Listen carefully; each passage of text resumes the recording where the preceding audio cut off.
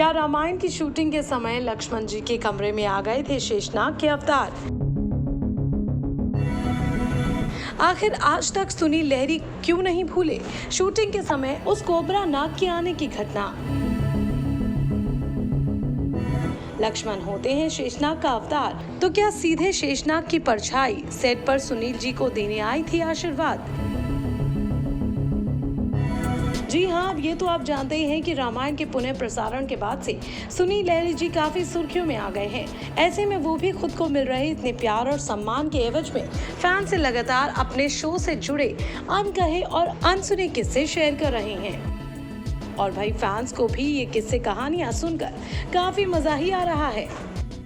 लेकिन अब हाल ही में सुनील जी ने रामायण के सेट से जुड़ा एक ऐसा अनसुना किस्सा शेयर किया जिसे सुनकर उनके फैंस के रोहे सिहर उठे।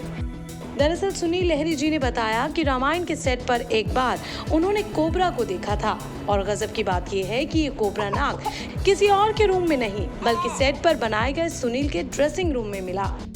बॉलीवुड हंगामा को दिए इंटरव्यू में सुनील लहरी जी ने बताया, कहा जाता है कि लक्ष्मण शेषनाग का अवतार है और आप विश्वास नहीं करेंगे कि मेरे कमरे के वॉशरूम में एक बहुत बड़ा सांप दिखा था। वो छोटा नहीं, वो आराम से 8 फीट लंबा सांप था। मैंने छत पर कुछ चमकता हुआ देखा और क्योंकि स्टूडियो पुराना था तो उसके टॉप पर कुछ लॉक्स थे, इसीलिए जब मैं वॉशरूम गया तो मैंने कुछ चमत्कार चीजें देखी और मैंने वर्कर्स को बुलाया और उसे ऊपर देखने के लिए कहा। सुनील जी ने आगे बताया, जब वर्कर्स ने उसे देखा तो उन्होंने मुझे बताया कि ऊपर सांप है, तो मैंने जब इससे इनकार किया तो उसने छड़ी में कपड़ा बांधकर और आग जलाकर ऊपर दिखाया। अब गर्मी से सांप नीचे गिर गया था, वो सच में बहुत बड़ा सांप था।